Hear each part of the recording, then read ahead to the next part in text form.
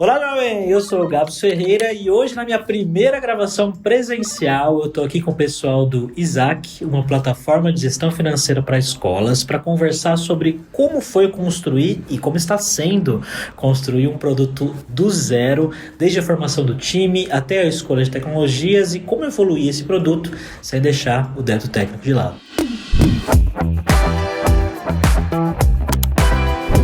E para gente trocar essa ideia, estou aqui com 3 caras do Isaac que vão contar um pouco para mim como foi a formação do time, como que eles escolheram as tecnologias e muito mais. Vamos ver o que vem por aí.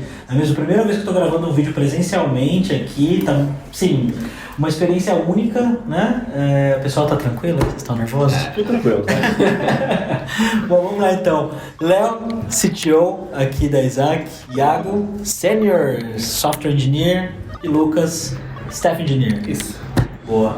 Pessoal, a Isaac é uma empresa relativamente nova, né? 2020, Isso. certo? A fundação. E Faz 2 anos agora, né? 2 anos. E vocês estão já com mais de 90 pessoas só em desenvolvimento. Exato. Só engenharia. 93 pessoas. Isso. 93 pessoas em menos de 2 anos, pessoal. Imagina o tanto de dor de cabeça que essa galera não teve para estruturar tudo isso. Se é que eles não estão tendo, né? Imagino que deve ter um monte de desafio no dia a dia. Mas antes de começar a falar de tecnologia e esse tipo de coisa, né, e entrar em detalhes de linguagens e stack e tudo mais, eu queria perguntar para vocês o que é o Isaac. O que o Isaac faz? Perfeito. Gabs, vou te dar um exemplo assim, que vai ficar um pouco mais fácil para todo mundo entender, né? Imagina que você quer montar uma escola. Você tem um sonho de educar, você quer ser um educador. Só que a partir do momento que você monta uma escola, você é um empresário. Sim. Você tem que pagar salário, você vai ter que pagar conta. Às vezes você vai dar outra ponta, você vai ter que receber as cobranças, né, das mensalidades. Só que nem sempre esse recebimento de cobranças ele é muito estável, né? Então você vai ter que lidar com inadimplência. Então isso é uma dor que qualquer pessoa que tem o sonho de educar vai ter que passar, né? Sim. Então um pouco do que a gente conversa, né, com mantenedoras e diretoras de colégio é que chega a gastar 70% do tempo só com essa parte de gestão de inadimplência, gestão de cobranças. Só que a vocação dela é educar. Ela queria estar gastando tempo trazendo educação para essas crianças. E aí surge o Isaac para resolver esse problema. E como que a gente resolve esse problema, né? A gente traz paz para as diretoras e mantenedoras. Paz. Esse é um pouco do nosso rotina. Exato. A gente ajuda, a gente é quase um parceiro da escola nessa parte financeira. Então, toda essa burocracia que a escola tem que lidar, e elas não são muitas vezes tão acostumadas com isso tudo. Por exemplo, foi o que o Léo falou. Ela precisa cobrar o responsável, né? Precisa cobrar os pais, precisa emitir boletos, coisas do tipo. A gente faz isso pra ela. O pai precisa... o pai não conseguiu pegar o boleto, chegou no e-mail, alguma coisa assim. Normalmente ele teria que ligar pra escola ou falar direto com o dono da escola, alguma coisa do tipo. Ele fala com o Isaac em vez de falar com a escola. Perfeito. E aí, nesse sentido, assim, a escola, ela passa a se focar muito mais na educação e todo esse problema da gestão financeira a gente resolve. Então é um pouco desse produto que a gente tem hoje, que a gente chama de receita garantida, né? Que traz essa paz para as escolas. E os usuários desse sistema são tanto pais quanto as pessoas da escola, os gestores. Exato. Perfeito. E assim, já está trazendo um pouco do cenário, né? A gente ouve muito falar de transformação digital. Sim. Essa transformação digital ela chegou para alguns setores, né? Para a educação básica não chegou ainda. Então, se você começa a conversar, né? A gente tem tem esse contato aqui com as escolas, com as mantenedoras, sempre estar próximo do cliente para entender as dores, né? A gente entende que muito do que elas passam no dia a dia são processos manuais e essas coisas não chegaram lá, sabe? Então a transformação digital chegou em banco, chegou em operadoras de telefonia, mas não chegou na educação básica. Então o Isaac está trazendo essa digitalização para as escolas. A escola é engraçado, assim, você conversa com o mantenedor, aí a gente já meio que está acostumado com o digital, né, com o sistema. Eu vim de uma empresa que era sistema de gestão. Aí você fala com o mantenedor, mas e qual sistema que você usa para emitir boleto e tal? Ela não tem sistema, é Papelux que a gente chama. Ela tem um caderno ali que ela anota assim, o pai pagou, o pai não pagou, queimou o caderno, perdemos alguma coisa assim, acabou a história de cobrança dela. Eu tenho um caso do passado, assim, que quando a gente começou a operar, a gente operava na mão, né? Então a gente está aprendendo a operar Excel e eu fui visitar uma escola, né? Isso foi em dezembro de 2020. Esse é um caso bem interessante, porque eu pessoa técnica, né? Engenheiro, fui conversar com a diretora da escola, aí eu na conversa eu falei, vocês usam um RP para fazer a gestão do dia a dia? A gente usa RP. Eu falei, esse RP tá na cloud ou on-premise? Olha a minha pergunta. E aí, doutora, e aí depois que eu me atentei, que ela não entendeu, obviamente, né? E aí ela falou assim, tá, o sistema, né? Tá na máquina da professora. Aí a gente adotou o nome da máquina como Cláudia, né? A gente falou, não tá na Cláudia, tá na Cláudia, que é a máquina que tava no sistema, né? Baixa no balcão de baixo. Aí teve um dia que, acho que foi o próximo, acabou, o Léo tava lá, né? Tava tentando usar, não, mas o sistema caiu, não sei o que. Aí tinha acontecido, acabou a luz, a máquina, o servidor caiu e por isso não dava conseguindo acessar. Exato. Esse negócio que você falou agora, Léo, eu tô pensando aqui conforme você fala da transformação digital não ter chegado nas escolas. Minha filha estuda numa escola particular relativamente boa de São Bernardo, mas eu vejo que eles sofrem muito com essa parte de tecnologia, tudo que envolve tecnologia e comunicação com os pais, eles sofrem bastante, assim. Eles vivem trocando de sistema, e aí o sistema que eles usam para se comunicar com a gente é assim, manda um e-mail pra gente, aí você abre o e-mail. Aí no e-mail tem um link para você acessar o sistema, aí você acessa o sistema, dentro do sistema tem um link com PDF, aí você clica no PDF, e aí dentro do PDF tem um link que volta pro sistema. É muito doido. Isso quando eles mandam umas imagens gigantescas no e-mail, assim, com a barra de rolagem enorme, tudo estourado, é complicado. Essa escola precisa de Isaac. Olha aí, com certeza. Com certeza eu vou fazer essa ponte aí. Então, empresa jovem, 2020. Você foi o primeiro que chegou em tecnologia? Na verdade, eu sou o segundo, né? A gente teve a contratação de um engenheiro, né? Perla, um abraço pro Perla. Tá em casa. Ele chegou antes, eu cheguei um pouquinho depois e aí a gente começou essa montagem do time. Com a missão de montar o time. Exato. Beleza. Você já tinha uma noção assim do domínio do negócio, de escola, de financeiro? Você tinha... Eu já tive experiências relacionadas à educação no passado. Eu já tentei uma startup e faliu. Que a gente aprende muito com isso, Experiência, exato. Também trabalhei em outra empresa mais focada em educação para EAD. Então eu conheço um pouco do mercado de educação, mas não conhecia especificamente da parte financeira da educação. Entendi. E como que você, assim, eu nunca passei por isso, mas parece uma coisa legal montar um time do zero, né? Parece uma coisa interessante, assim, quando você fala, mas eu imagino que deve ser um mega desafio. Como que você encarou esse desafio, cara? Como que você pensou, não, eu vou contratar uma pessoa de back-end, uma de front-end, e você define as prioridades, assim, conta pra mim como é que foi isso. Tá, essa é uma boa pergunta. Não é a minha primeira experiência montando times, eu já tive diversas experiências montando time, você vai aprendendo o que funciona e não funciona ao longo do tempo, né? Até antes de entrar aqui, só falando um pouco do começo do Isaac, que eu acho que é muito interessante, uma coisa que não acontece em todo lugar, que quando a gente estava começando, tinha uma pessoa olhando o produto, uma pessoa olhando tecnologia, no meu caso, e uma pessoa olhando dados, né? Então, assim, desde o começo a gente tinham pessoas que estavam olhando essas áreas e a gente estava trabalhando junto em montar qual que é o time que a gente precisa, né? Isso é muito legal, essa parceria que a gente criou, né? E a gente sempre se denominou como Prod Tech Data, o time PDT aqui é o nosso time. Então tudo que a gente fala aqui é Prod Tech Data, que é um time muito coeso. Então, assim, desde o começo a gente pensou, qual que é o time que a gente tem que estafar? Primeiro a gente entendeu o que a gente estava fazendo. Sim. Então, a nossa primeira operação, então o nosso primeiro engenheiro aqui, o que a gente fazia era processo manual. A gente fazia script, transformando planilha para um lado para o outro, emitindo boleto na mão. Então era um processo extremamente manual. E aí tem um pouco a gente já sabia que a gente precisava construir a coisa de tecnologia, então a gente precisaria de um time, né? Então já precisa de alguém de back, front. Mas no primeiro momento a gente procurava trazer pessoas boas, inteligentes e com um perfil um pouco mais full stack, mais flexíveis, porque a gente não sabia se precisava mais de front, back. E no início, né, querendo ou não, você acaba precisando de pessoas mais experientes, porque é difícil você construir um produto que você não está entendendo o domínio e montando a tecnologia ali, pegar uma pessoa muito jovem, né, muito júnior. No início é difícil mesmo. Então, no começo, a gente teve um desafio ainda de entender se a gente ia construir um produto do zero, se a gente ia pegar alguma coisa parecida do mercado e construir em cima, se a gente ia pegar um open source. Vocês sabiam o problema que vocês queriam resolver. Sim. Eu acho que isso foi uma ótima estratégia assim, de produto que a gente teve. Foi um pouco acidental, mas assim, a gente começou a operar sem ter um produto. Exato.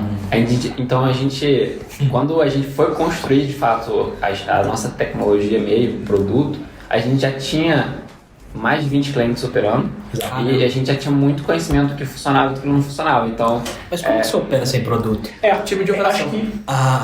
Mas acho que a gente pode definir vários serviços. A gente pode definir o que é produto, assim. A gente tinha o nosso produto era um produto entregue com Excel, com falar no WhatsApp, que não deixa de ser um produto, né? E a gente não tinha um produto técnico, um sistema próprio. Então o nosso produto era Excel, Google Sheets. E resolveu o problema. Resolveu.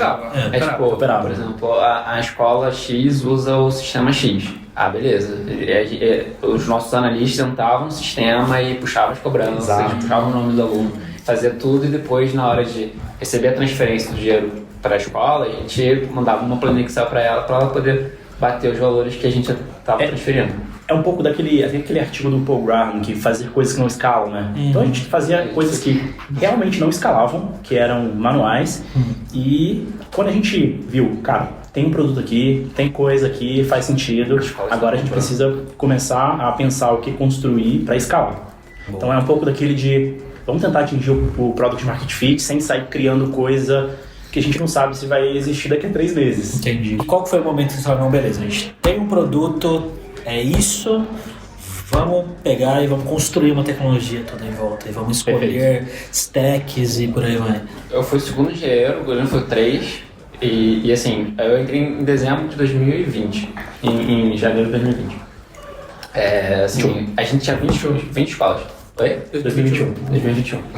Tinha 20 escolas. E assim, a gente já naquele momento que eu entrei, já dava para perceber que a gente não estava conseguindo escalar muito bem, porque assim, a gente tinha 7 sistemas para rodar, tinha escolas com 7 sistemas diferentes, e a gente meio que não conhecia os sistemas ainda. Sim. Então, tipo, foi um momento que a gente falou, a gente chegou já meio que, cara, o Olho vai chegar daqui a pouco, vamos começar, vai ter mais engenheiros aí, a gente já vai ter um time, então já vamos começar a pensar. A gente analisou se a gente ia talvez escalar alguma outra solução, tentar usar mais, tipo, talvez usar um sistema que tivesse API e usar a API dela e fazer uma integração. Aí a gente já, tipo, rapidamente falou, cara, não dá, assim, principalmente pelo assim, o produto final, o grande produto do Isaac é a garantidora. Sim. Então ela tem um modelo de negócio bem específico, que é o repasse, que é o que dá temor de todo mundo, assim, na empresa, praticamente. Você entende esse rolê mais ou menos, não? Do quê? Do repasse. Tá. Não. Acho que dá pra fazer esse Dá, seria legal. Então, como que a gente entrega esse produto para a escola? A escola tem que receber um valor até o dia 5. Imagina que todo mundo tem que pagar o boleto dia 5. Nem todo mundo paga o boleto dia 5. Então a escola começa a sofrer essa inadimplência. O que o Isaac faz? A gente antecipa o valor para ela. Então assim, eu te faço um TED na tua conta, e aí você não precisa esquentar a cabeça com a inadimplência, porque a gente vai operar essa inadimplência. Sim. E aí, o repasse que o Iago falou é o momento que a gente entrega o valor financeiro para a escola, né? Então é um momento que a gente precisa cuidar um pouco do relacionamento. Então é um momento de confiança, porque a gente está falando de dinheiro, que é um momento que é muito crítico, né? Que é o repasse. Esse produto que a gente chama de garantidora, até hoje ele é o principal. A gente já começou a fazer outros produtos para a escola, mas ele é o principal. E a gente queria um produto, a gente queria construir uma tecnologia, né, um produto tech para resolver e escalar esse problema especificamente. Então, tipo, a gente analisou os sistemas, cara, não tem nada no mercado, eu tenho um pouquinho de domínio porque eu já trabalhei numa empresa de gestão financeira também, tinha parte financeira. Eu já vi, cara, os sistemas, os ERP, eles foram criados pensando em resolver o problema da escola, que é, eu vou receber o dinheiro e saber o dinheiro que eu recebi. Não é um problema de eu preciso pagar, mas não necessariamente eu recebi, porque isso acontece muito. A gente transfere para a escola antes de receber. E se não recebeu, a escola não é impactada. Ela não tem tanto conhecimento se a gente recebeu ou não. Então foi daí que, cara, vamos construir um produto, vamos fazer uma modelagem que resolve esse problema de recebi, não recebi, mas vou transferir mesmo assim para a escola. E poder dar a visibilidade do que está acontecendo ao longo do tempo. E assim, é um produto que não existia. Essa é uma parte difícil. A gente não tem o que copiar. Fala assim, eu quero fazer um e-commerce. Uma inspiração, né? A inspiração. Inspiração. Assim, se eu quiser fazer um e-commerce, a gente tem vários no mercado, então a gente tem mais ou menos um caminho que eu posso olhar. Eu tenho um catálogo, eu tenho a parte do shopping, eu tenho uma busca. A gente estava construindo uma coisa que a gente estava aprendendo também ao longo do tempo como que o cliente ia receber esse produto e como que a gente deveria criar esse sistema para entregar o produto na ponta final. Então, não tinha um manual, né? Então a gente foi, ao longo do tempo, construindo esse manual aqui junto com o time e junto com os clientes. Tinha muita incerteza, assim, a gente nem sabia se a escola ia precisar usar o produto.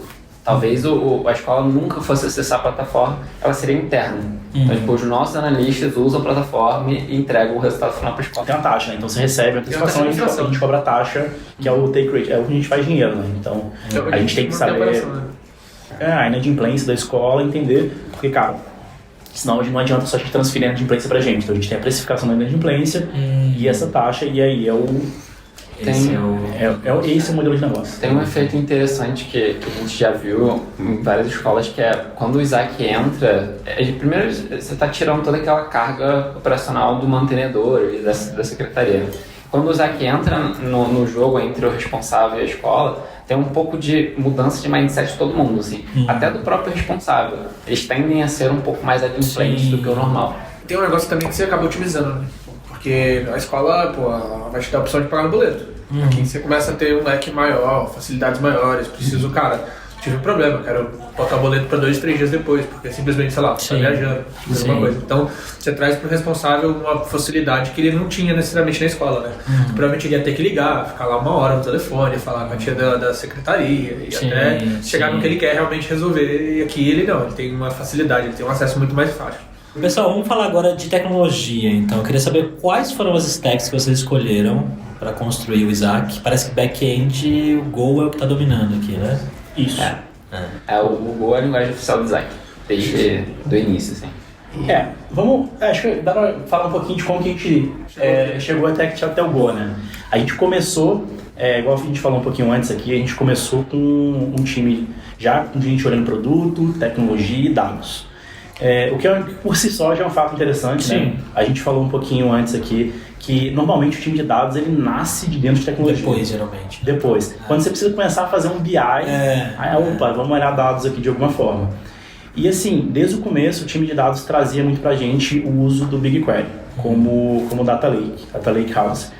E aí assim, dado que a gente usar o BigQuery para Data Lake, a gente falou, cara, parece uma escolha ok seguir com GCP para tudo, né? Não faz sentido ter clouds diferentes. O que é GCP mesmo? Google Cloud Platform. Que é a cloud da Google. E aí, assim, desde o início a gente pensou, cara, o BigQuery vai ser usado para dados, a gente vai usar aqui muita coisa, a gente vai abstrair para o time, né? Terraform, Kubernetes, e até o GKE, no Kubernetes da Google, ele é bem mais fácil de usar em certos aspectos. E aí foi um pouco da escolha da cloud. Então a cloud escolheu, assim, foi uma escolha fácil. A gente já nasceu com Infrastructure Code.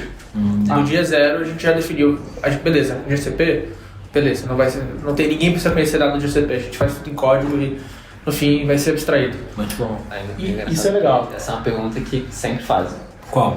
De por que as pessoas perguntam pra mim, né? Qual é a infra de vocês? Aí o pessoal, AWS? Não, GCP. Mas por quê? Por causa disso, a gente tem uma série de benefícios no GCP e, por princípio, a gente começou a jogar guidelines de Infrastructure Code. Então, foi o que o Google falou, tanto faz se é GCP, Azure ou...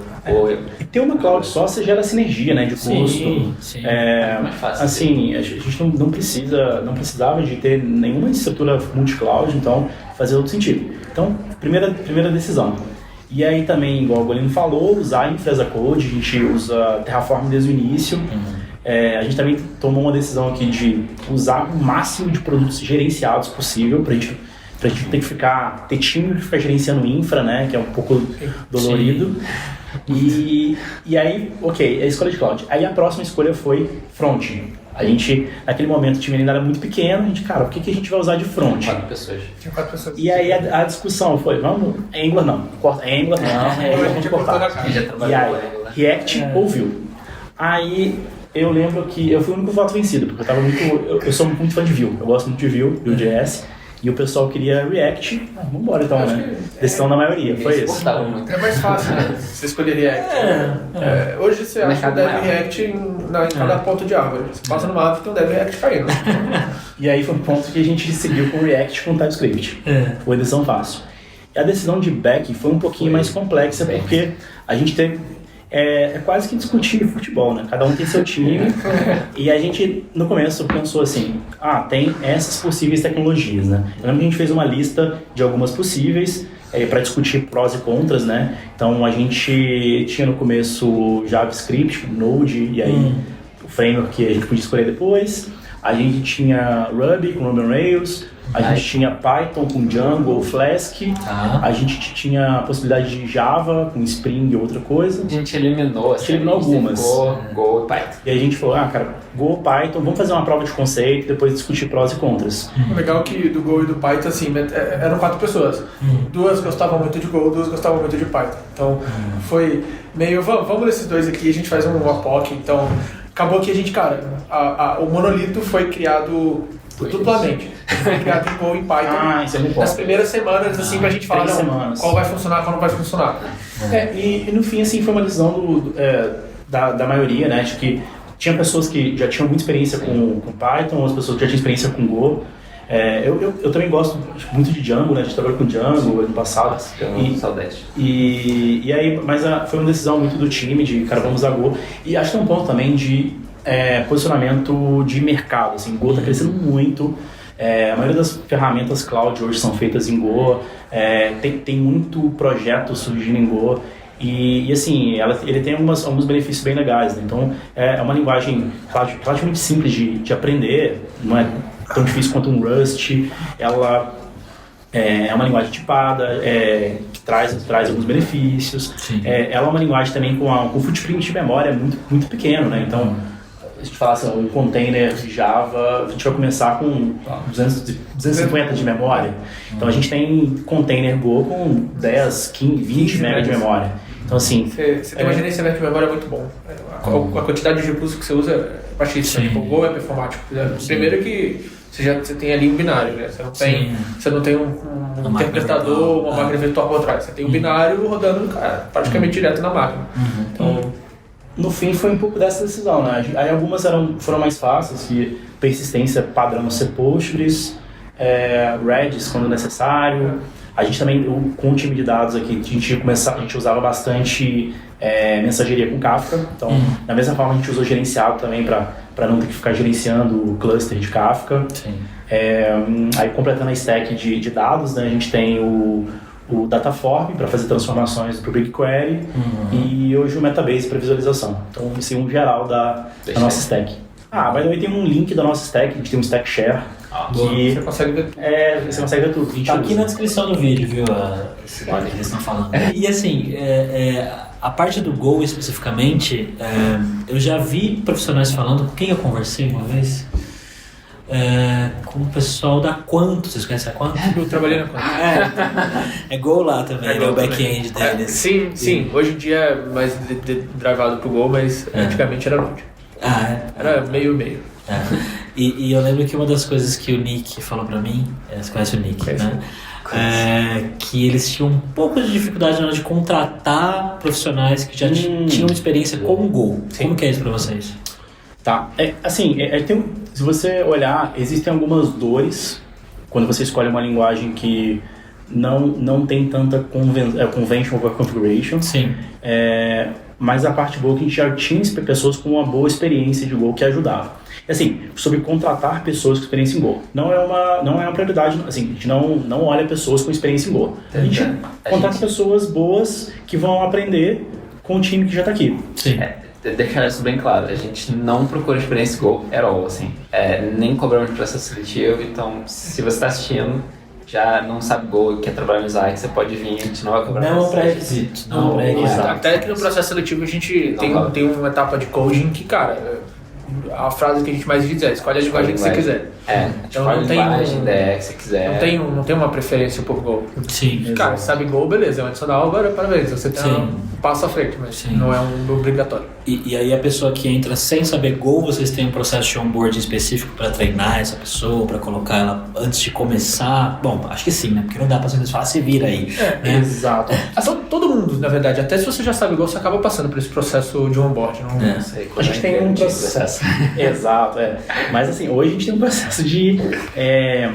A gente tem até um time de Go Onboarding, que uma pessoa nova, que ela... Quando a pessoa vai entrar, já tem uma pessoa que está com o buddy, né? Para ser a pessoa ali parceira nas primeiras semanas de Isaac, né? Então aí a gente está falando de ter uma pessoa que vai conversar com você ao longo dos dias, explicando um pouco da empresa, do business, de como a gente trabalha com o produto, como a gente trabalha com as outras áreas. E depois tem uma parte mais de onboarding técnico, né? Então de aprender um pouco do Go. A gente tem alguns vídeos internos que foram feitos por engenheiros aqui. Então, desde fazer um CLI do zero, fazer uma API do zero. Então é um processo legal. E o legal é que, assim, como a gente está todo o nosso back-end em Go, você tem ali um padrão da estruturação de projetos. Então você consegue navegar entre um repositório e outro e saber, beleza, eu sei que os services vão estar aqui, eu sei que os repositórios vão estar aqui. As camadas, elas se falam, as injeções de dependência são muito parecidas. Então você acaba conseguindo navegar de um projeto para outro, cara, uma facilidade muito maior do que você ter que descobrir como é que é a estrutura de um código do outro. Faz sentido. E falando em estrutura, como que é a arquitetura de vocês? Vocês começaram desde o início fazendo microservicinhos ou monolitão? Como é que é? Decisão que eu até hoje apoio 100%. Boa. A gente começou com o monolito, né? Então, voltando, a gente... O monolito com muito orgulho. Sim. Muito orgulho. Qual é o ponto? A gente estava começando a empresa, a gente não sabia se as coisas iam funcionar. A gente não conhecia, a gente está criando um produto novo. A gente não conhecia nada, não conhecia o produto que a gente está criando, a gente não conhecia os domínios que tem aqui dentro, os domínio financeiro, seja um domínio de cálculo de repasse, ou um domínio de geração de reporting, que nos levou a, vamos fazer um monolito, vamos aprender. Quando começar a doer, a gente pensa o que fazer, né? Então, é um pouco disso, né? Eu sou muito fã de começar com monolito. Primeiramente, quando você não tem Product Market Fit, você precisa testar o teu produto no mercado. Né? Acho que não faz muito sentido você começar um produto com microserviço, nem sabe se vai vender, se é um produto quisto. Você vai ter uma overhead de engenharia muito maior para poder criar vários microserviços, até todos eles funcionarem para você fazer o primeiro teste. Sim. E aí, exato. E aí a gente começou com o monolito e, assim, tem um outro ponto também, que a gente não conhecia os domínios, que eu também acho que se você não conhece bem os domínios, é até meio difícil você quebrar o que vai ser o microserviço. Então foi uma decisão, acho que foi muito acertada de começar com o monolito. Chegou um momento que a gente tinha algumas coisas novas surgindo dentro do produto, seja contextos um pouquinho diferentes, que a gente já começou com um serviço à parte, né? Então, hoje a gente pode falar que a gente está com a arquitetura de satélite, né? Um planeta com alguns satélites ao redor, e a gente está aprendendo aqui o que tem no monolito que a gente vai extrair ao longo do tempo. E a ideia seria extrair e quebrar cada vez mais para poder escalar os times, eu imagino, né? Isso. Eu acho que a monolito para microserviço ajuda a escalar times. Assim, tem toda a dor, tem overhead, né? Você colocou a rede no meio, você sabe que pode ter problema. Mas acho que é interessante para escalar times. A gente garantir que as pessoas têm um contexto, elas conseguem fazer o que precisam ali naquele contexto, ter ownership completo daquele serviço, deployar coisas, né? N vezes ao dia sem quebrar outras coisas. E pessoal, eu queria entender agora como que vocês organizam o fluxo de trabalho e a cultura do dia a dia do trabalho, porque assim, vocês cresceram muito rápido em pouquíssimo tempo. Eu imagino que tem a gente nova entrando o tempo inteiro para treinar essas pessoas, para fazer com que essas pessoas sigam os processos e né, manter-se organizado, entendam como tudo funciona. Como que vocês fazem isso acontecer? Tá. Vamos resumir. Até relembrando, né? No começo era muito fácil porque era um time. Sim. Então a gente chama aqui de pack, né? Que é o squad, um time. Era um time, era muito fácil. Aí esse time, em um momento, ele foi quebrado em 2. Então, que era muito a jornada. Escolas e pack de responsáveis. Exato, que eram 2 times, que um estava olhando um pouco da jornada B2B, relacionamento com as escolas, e o outro o relacionamento B2C, que é o relacionamento com responsáveis financeiros. E aí eram times, aí a gente teve mais times sendo criados, e se viraram tribos, e hoje estamos chamando de jornadas, né? Então, assim, foi um crescimento rápido. E desde o começo a gente já estava discutindo a forma de trabalho, porque não é fácil, né? Quando é um time só é muito fácil, tá todo mundo na mesma mesa virtual, mas funcionava.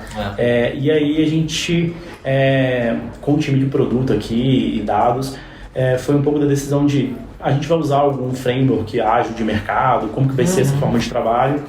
E naquele momento a gente começou a discutir sobre Scrum, Kanban, e a gente adotou o ShapeUp, que não sei se você conhece, o pessoal conhece. Eu não conheço muito bem, não. Tá. ShapeUp é uma metodologia ágil proposta pelo time do Basecamp, que é uma ferramenta de gestão de projetos, né? A galera do Ruby. Exato, exatamente. Do Rails, na verdade, né? Ruby. Exato. E aí a gente viu aquilo ali com alguns bons olhos, porque tinha algumas premissas interessantes, né? Como a gente não tinha um roadmap, não tinha um roadmap grande, né? Então ele abraça muito a mudança no sentido de, se é importante, ele tá no próximo ciclo, né? Ele não tá no roadmap de várias semanas na frente, né? Aí não vou falar muito mais que é um problema do framework, às vezes é problema da implementação, né? Sim. Porque cada framework ele existe para poder resolver problemas, né? Então, eu já trabalhei em projetos de Scrum que a gente tinha um roadmap para daqui a 12 semanas, né? Então, às vezes, a gente nem sabia se 12 semanas a empresa existia. Então, eu acho que o problema dos frameworks, problema entre muitas aspas, tá? É você querer pegar um framework e aplicar exatamente o que está ali no livro, na sua empresa, e às vezes pode funcionar, mas em muitos contextos não funciona muito bem, e você tem que adaptar algumas coisas ali, né? E às vezes as pessoas ficam querendo, fazer exatamente igual tá ali, e às vezes não faz sentido. By the book, né? Perfeito. Eu acho que isso é uma coisa que a gente faz muito bem, né? Porque por mais que o framework seja o ShapeUp, a gente tem pleno conhecimento disso. Que não dá pra você adotar tudo, você tem que ver o que tá funcionando. Então a gente usa muitos elementos ShapeUp, mas tem alguns elementos de outros frameworks também. A gente vai testando e vendo, não funciona. Eu acho que poderia ter uma reunião ali mensal para poder fazer uma review ali e olhar o que a gente já fez. O meu time tem dele, por exemplo, que eu acho que não sei se o ShapeUp faz dele. Então a gente vai adaptando as coisas e vendo o que funciona para cada time. Eu acho que isso é a real agilidade, né? Sim. Você aprender com o processo e modificando pro que funciona, né? Sem ficar pegado a um framework específico. E aí, assim, a gente usa uma modificação do ShapeUp. Uma coisa legal é que a gente tem um processo mensal que a gente chama de betting session, que é a aposta, porque no fim das contas o que a gente está pensando em implementar é uma aposta, né? Então a gente tem plena convicção que aquela feature, aquela entrega, ela é uma aposta e a gente vai medir o sucesso dela depois. Sim, mesmo porque acho que mais tem, mas que eu já passei muito por isso, chegar uma tarefa para mim e eu ter que estimar uma entrega. Enfim, acontece um monte de coisa, né? E é muito difícil estimar a entrega, né? Como Exato. É muito difícil. Isso é uma coisa legal do ShapeUp, né? Que é uma coisa que existe muito no Isaac. Normalmente você mexe no prazo para poder adequar a entrega que você tem. Então, eu tenho que entregar esse projeto aqui, mas 2 semanas não vai dar, então coloca 3 semanas. No ShapeUp você não faz isso, você não coloca 3 semanas. Você tem que tirar coisa do projeto para você caber ele em 2 semanas. Então, isso é um exercício ótimo e eu acho que ajudou muito a gente a escalar o produto. Você fala, beleza, mas não dá para ter isso? E aí, o que a gente precisa para operar? No momento do início do Isaac, o pessoal novo acho que não tem tanto esse sentimento, mas eu lembro de, eu tinha uma série de dúvidas se o que a gente estava fazendo ia funcionar. se ia se adequar à necessidade do cliente. E E foi muito penoso para... Assim, a primeira meta que a gente teve da plataforma foi colocar 10 clientes. Foi muito sofrido. O primeiro cliente foi... É uma experiência legal, assim. O goleiro Léo tava na sala, assim. A gente foi subir as primeiras cobranças do primeiro cliente. Aí, pô, não tá funcionando, não sei o que. Não, pera aí, deixa eu mexer no código. Aí mexi aqui, pá, fiz deploy, testa aí. Ah, não funciona ainda, tá. Pá, mexi, agora vai. Foi, subiu, 200 cobranças. Legal, demorou muito, né? Porra, 1h30 não vai dar. Mas beleza, aí vamos bater o check. Ih, gente, a gente errou. E agora? O que a gente faz? Mas desce tudo. Não, mas não tem desce tudo. A gente não fez desce tudo. É o primeiro teste. E agora? Ah, não, vamos fazer tal coisa e tal. Então, tipo, esse eu acho que é um dos exemplos, assim. A gente precisava fazer as coisas rápido para poder testar. E por isso eu acho que o batch é um ótimo nome, assim. Porque, assim, eu falei, voltando no início, né? Eu falei, o pessoal não lembra. Porque hoje o Slack já está mais estabelecido. Já tem os processos, já tem as jornadas mais definidas. Então, tipo, as pessoas podem olhar batch como um nome meio estranho. Não é batch, mas eu sei que eu tenho que fazer, sei lá, mudança da cobrança ali do responsável, emissão do boleto. Mas na época a gente não sabia, sabe? Então, tipo, é batch. Você tá apostando que aquilo vai resolver a vida do cliente, que aquilo vai... E nesse ponto aí, a gente tem um time frame mais definido e a gente tem uma entrega de valor e a gente mexe um pouquinho nesse escopo de... será que... exemplo, eu quero liberar um relatório novo, né? Será que eu preciso fazer um relatório bonito ou eu posso fazer um relatório em Arial e funciona? A gente prefere fazer o Arial, funciona, a gente vê a geração de valor e, assim, claro que tem gente que gosta da fonte Arial, né? Não é um problema. Mas, não sendo Poppins, né? Tudo bem. Não sendo Poppins. Esse é um exemplo que aconteceu semana passada, assim, no meu time. A gente tinha a entrega definida, cara, mas, tipo, o que a gente quer fazer, o que vai escalar, vai demorar um mês e meio, assim, e a gente precisa entregar semana que vem. E o que a gente faz? Vamos cortar. E a gente ficou batendo a cabeça, ficou uma semana tentando achar e descobrir que cortar. A gente conseguiu ele no final, sabe? Legal. Tudo sobre cortar. Legal. E eu queria saber qual é o desafio principal de vocês agora em tecnologia e o que vem pela frente aí, pessoal. Quais são os planos para o futuro? Tá. Acho que... o Léo. Boa. Assim, a gente falou um pouco, né, esse desafio do crescimento. Então, a gente cresceu o time, cresceu bastante o time, os times de produto, tecnologia, dados, a empresa cresceu muito. Então, existe um desafio a dor do crescimento, né? Então, a gente acabou comprando débitos técnicos, então tem coisas que a gente precisa organizar a casa agora, né? Aí volta naquele ponto que a gente falou do monolito, né? Sim. Acho que não tem um momento certo de você quebrar o monolito, ou até quando vai o monolito, mas tá claro pra gente que a gente já sente algumas dores de escalar, de muita gente botando a mão na mesma base de código.